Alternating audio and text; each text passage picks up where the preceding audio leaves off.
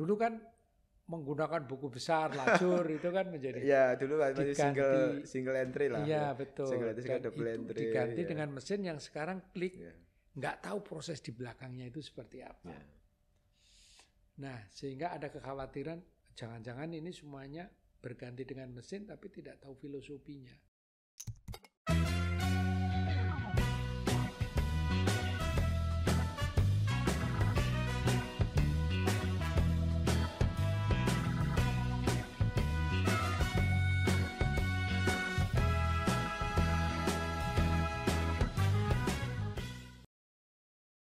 Jadi nampaknya di dalam proses transformasi yang sekarang dilakukan arahnya kan sudah bahwa how to improve the kompetensi itu ya Pak ya. Betul Pak. Dan mungkin memang harus sama-sama itu Pak rasanya. Kalau itu Big Bang karena kita itu berlaku sebagai treasury harus hati-hati juga kalau ada guncangan di situ kan. Betul. Karena ujungnya di sana Pak. Sekarang ini kan ujungnya di KPPN itu. Ya mungkin kalau saya tambahkan Pak, ini kan di teknologi informasi kan dan perkembangan AI saat ini kan luar biasa sekali betul, ya. Betul. Jadi kita sebelumnya tidak pernah membayangkan Pak ya, role daripada AI ini dalam membantu kita ya. Dan ini sangat cepat sekali.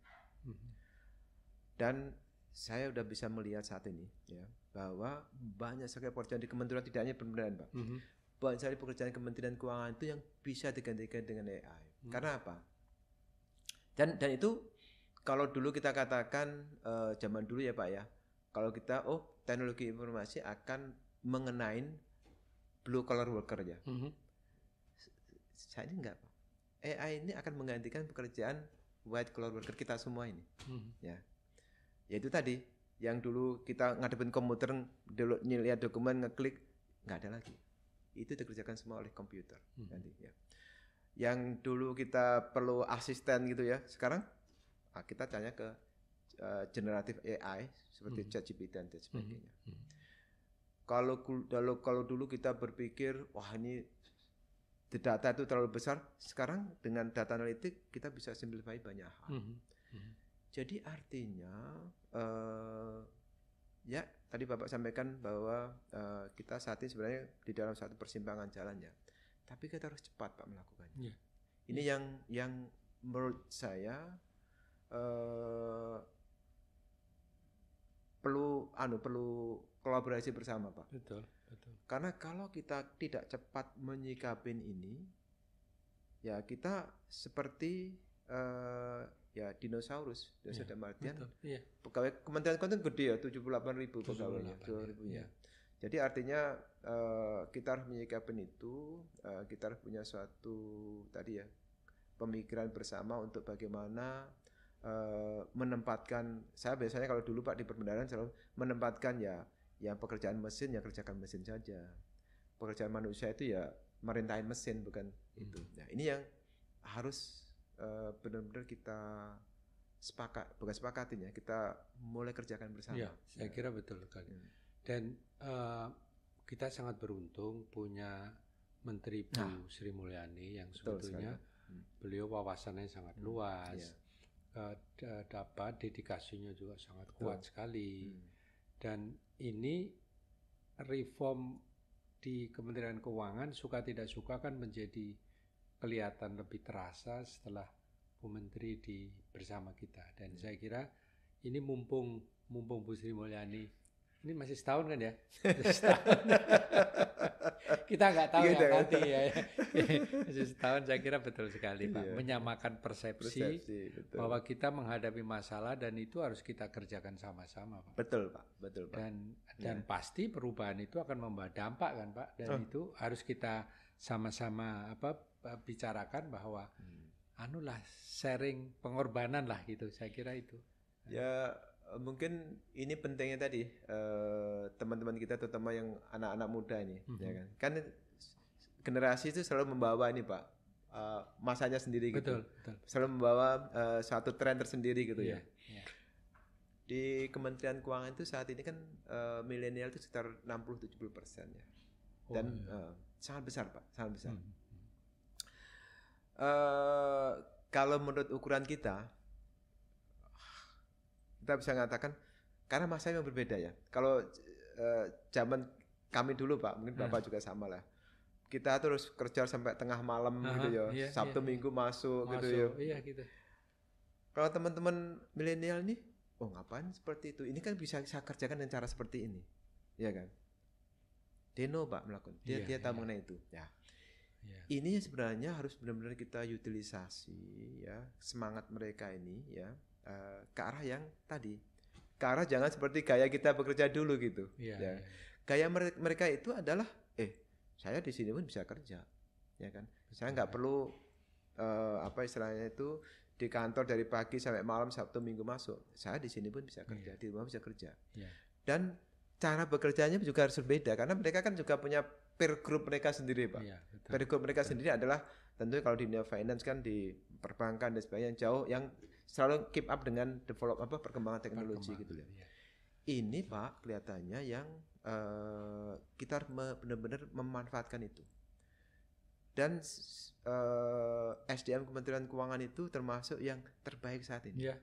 Baik itu dari inputnya maupun dari setelah masuk kan di dalamnya Pak.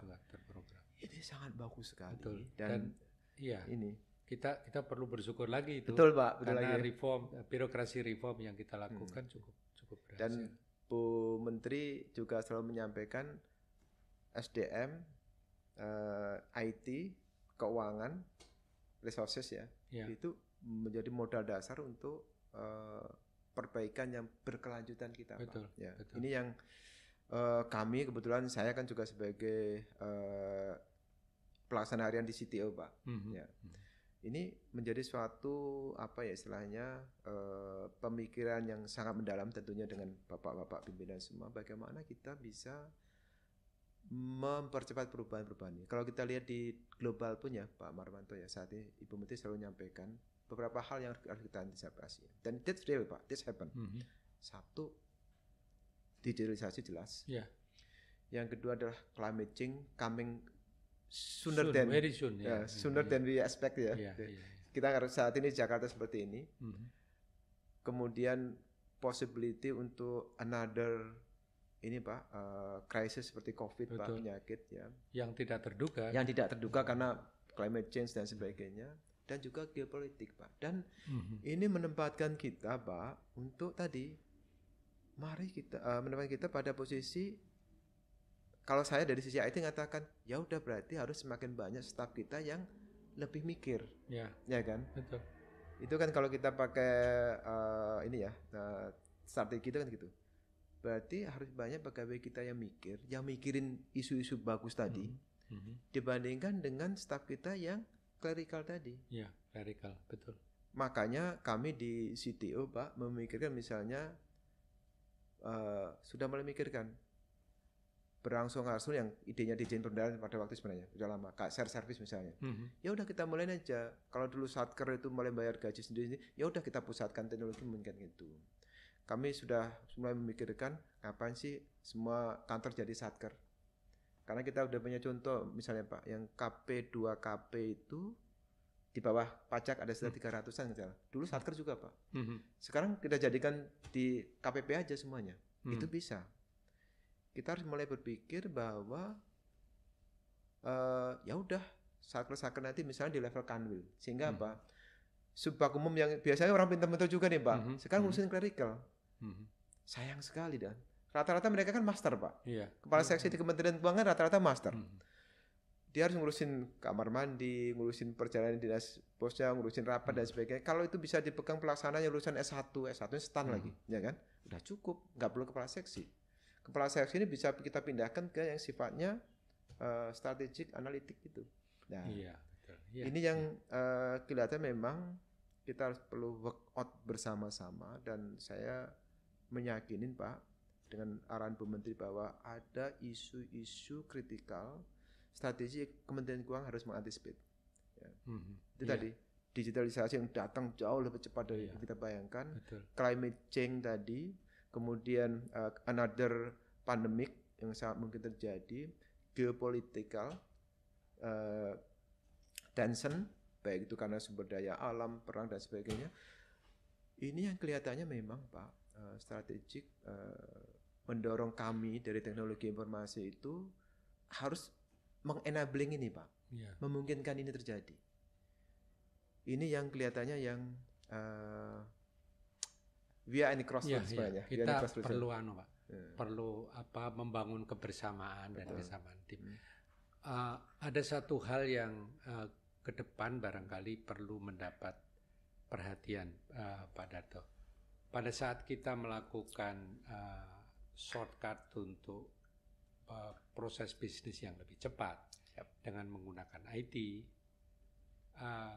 kita hubungkan dengan tugas kewajiban kita, accountability kita sebagai bendahara negara. Karena pada saat kita memotong bisnis proses yang ada beberapa alur milestone yang hilang, yang awalnya adalah digunakan sebagai piranti untuk check and balance, menggaranti bahwa itu governance-nya bagus gitu. Nah, satu hal lagi juga harus ada sebuah upaya untuk melakukan perubahan peraturan perundang-undangan sehingga bisa melindungi kita sebagai BUN Pak gitu. Karena kalau kita singkat-singkatin semua, nanti ujung-ujungnya kalau ada apa-apa nanti teman-teman KPPN, nah itu juga perlu mendapat pertimbangan tuh Pak. Betul Pak. Jadi saya ingat ya pada waktu ini pertama kali kita buat SPAN kan kita tidak menerbitkan lagi SP2D Pak. Betul. Kita semua pada waktu itu cukup ketakutan. Kita kan mulai implementasi tahun 2013 ya, piloting pada waktu itu. Tapi so far hingga saat ini ya APH menerima itu Pak. Karena yang dibutuhkan adalah di dalam teknologi informasi itu ada namanya CIANR Pak. Confidentiality-nya dijaga, C. Integrity datanya itu dijaga. Availability anytime kita ini ada. Kemudian ada konsep yang paling penting lagi NR Pak. NR itu non-repudiation. Anda nggak bisa menolak bahwa ini Anda yang melakukan. Oke. Betul. Jadi CIANR Pak itu biasa saya pegang itu. Jadi itulah yang dibutuhkan oleh aparat penegak hukum sebenarnya. Sepanjang sistem itu bisa membuktikan confidentiality-nya, ya, hanya orang tertentu yang bisa ngelihat, bisa mengakses, integritas daripada datanya itu tidak terdelusi, ya. Availability-nya anytime kita butuhkan, tentu dengan term and condition yang secara regulasi yang ada itu tersedia, dan NR, orang yang ngeklik ini Pak, nggak bisa menolak bahwa itu Anda yang ngeklik. Ya. Jadi itu konsep menggantikan tadi Pak, check and balance tadi. Ya, sehingga dalam sistem sebenarnya, namun ya kita harus paham bahwa tidak semua orang mungkin berpikir dengan sama seperti saya tadi Pak. Oleh karena itu itulah pentingnya kita melakukan change management, dan pada akhirnya adalah kesempatan mana yang kita akan ambil. Ya. Jadi banyak sekali Pak Marwanto hingga saat ini yang selalu ada diskusi cukup intens antara orang IT, proses bisnis ownernya dengan orang regulasi hingga saat ini, dan itu menurut saya menarik Pak. Itu yang membuat khususnya kalau saya khusus di Chamber Pendanaan itu sangat dinamis Pak, karena diskusi itu terus terjadi ya. To some extent kita teman IT harus setback dulu karena pemahaman di sana seperti itu ya kan. To some extent teman-teman regulasi kami bisa mengaccept, kami bisa memperkuat regulasinya untuk mendukung ini. Itu yang membuat menurut saya di Chamber Pendanaan itu termasuk organisasi yang sangat indah lah saya bilang. Sangat indah lah itu. Organisasi yang dulu sangat strict, kaku, kolot. Sangat indah menurut saya, itu saya bilang gitu. Jadi sebuah organisasi sangat dinamis. Saya kira ini peran anak-anak muda di DJPB dulu yang bisa merubah dari anggaran lama waktu itu ya, yang menjadi center semua kegiatan keuangan negara kan di sana. Di sana ya. Tapi memang ini Pak, kalau saya bisa katakan juga sebenarnya semua itu berawal dari Undang-Undang Keuangan Negara paket Pak. Betul. Jadi founding fathers-nya yang menggigis Undang-Undang Keuangan Negara termasuk Pak Marwanto itu memang memberikan inspirasi yang Undang-Undang Keuangan Negara itu sangat forward looking Pak. Kalau teman-teman saya bisa katakan itu sangat forward looking dan sangat tergantung pada kita untuk menginterpretasikannya. Iya. Sangat tergantung. Iya betul. Ada beberapa yang memang dinamisasi daripada pengelolaan keuangan negara di belahan dunia lain kan sudah makin cepat. Tetapi saya kira apa yang kita lakukan di Undang-Undang 17 itu sudah memberikan fondasi yang cukup kuat. Ya nanti tinggal PP-nya, Kepresnya, PMK-nya barangkali yang disempurnakan. Betul sekali Pak. Pak Darto, gini, ada kekhawatiran dari generasi kolonial. Saya juga kolonial Pak. Bukan milenial, bahwa ada nilai yang hilang pada saat kita mengelola keuangan negara itu semuanya berbasis IT. Saya pernah bicara dengan teman-teman di pajak, saya bicara dengan Pak Robert Papahan, kemudian dan beberapa generasi muda yang ada di sana. Dulu orang itu tahu filosofi bagaimana memungut pajak dengan benar. Dari dulu yang namanya buku tapilaris itu Pak ya. Betul. Kemudian sekarang dirubah menjadi buku yang sifatnya IT. Saya berpikir juga bagaimana dengan teman-teman di treasury, di pengelolaan perbendaraan. Jangan-jangan dulu kan menggunakan buku besar, lacur itu kan menjadi dulu masih single entry lah. Iya, betul. Single entry, double entry. Diganti dengan mesin yang sekarang klik, nggak tahu proses di belakangnya itu seperti apa. Nah, sehingga ada kekhawatiran jangan-jangan ini semuanya berganti dengan mesin tapi tidak tahu filosofinya. Saya pernah Pak Darto akhir-akhir tahun 80-an saya ke Amerika. Waktu itu saya masih kursus bahasa Inggris di sana. Kemudian listrik mati Pak Darto. Saya mau beli sabun saya ke warung. Dan karena listrik mati itu warungnya, tokonya itulah tutup Pak. Alasannya simpel sekali gitu. Karena cash registernya mati. Dan mereka tidak mau repot-repot menggunakan kalkulator atau apapun gitu. Nah, semangat itu barangkali kan tidak boleh terjadi pada saat kita mengurus treasury Pak gitu ya. Gimana Pak Darto kira-kira milenial kita? Betul Pak. Namun Pak ya sebenarnya begini, tetap sebenarnya Pak konsep mengenai treasury itu kan sebenarnya kan sama Pak. Pemahaman kalau Anda ngeklik ini nanti akan muncul jurnalnya seperti ini dan muncul di laporan keuangan seperti itu sebenarnya sama Pak. Tapi memang kita nggak bisa comprehend lagi dengan otak kita karena banyak satu hari aja saya bilang tadi jutaan transaksi ya kan. Betul. Anda nggak bisa lagi pakai tangan seperti itu ya kan. Tapi Anda harus yakin bahwa begitu saya klik akun ini pasti akan muncul di jurnalnya akan seperti ini. Anda bisa cek audit trailnya ada pasti. Kemudian akan muncul di laporan keuangan yang mana. Itu pasti Pak. Sehingga sistem itu selalu ada audit trailnya. Artinya bahwa secara konsep ya pemahamannya sebenarnya tidak berubah. Tapi konsep kan gini ya Pak tadi sebenarnya tadi kan di awal tadi sebenarnya kayak check and balance tadi ya. Oh ini harusnya ada maker, checkernya, ada approvalnya, ya kan. Berarti pemahaman kita harus ada 3 orang nih. Siapa yang membuat, siapa yang mengecek, siapa yang mengapprove, ya kan. Saat ini itu tinggal 1 Pak. Karena siapa yang membuat sudah diotomasi. Siapa yang mengecek sudah diotomasi. Tinggal yang approve saja. Yang approve Mbak dengan AI diotomasi juga. Ya kan? Saat ini. Jadi rather than 3 employees yang tadi maker sebagai maker, checker dan approval, mungkin itu tinggal 1. Mungkin juga nggak ada sama sekali Pak. Karena mesin. Soalnya sekarang misalnya kayak di perbankan itu approval kredit saja. Sekarang udah mesin yang melakukan, ya kan? Dulu yang benar-benar itu kan harus orang yang top gitu ya. Sekarang ganti mesin. Sama halnya Pak pada waktu kita kalau kita menerapkan AI di pajak ya. Untuk kita menganalisis apakah satu perusahaan ini punya potensi fraud gitu ya. AI bisa melakukan itu. Ya. Di treasury juga sama ya. Jadi artinya bahwa konsepsinya sama, tetap maker, checker, approval tadi, tapi bagaimana kita mengimplementasikannya adalah berbeda.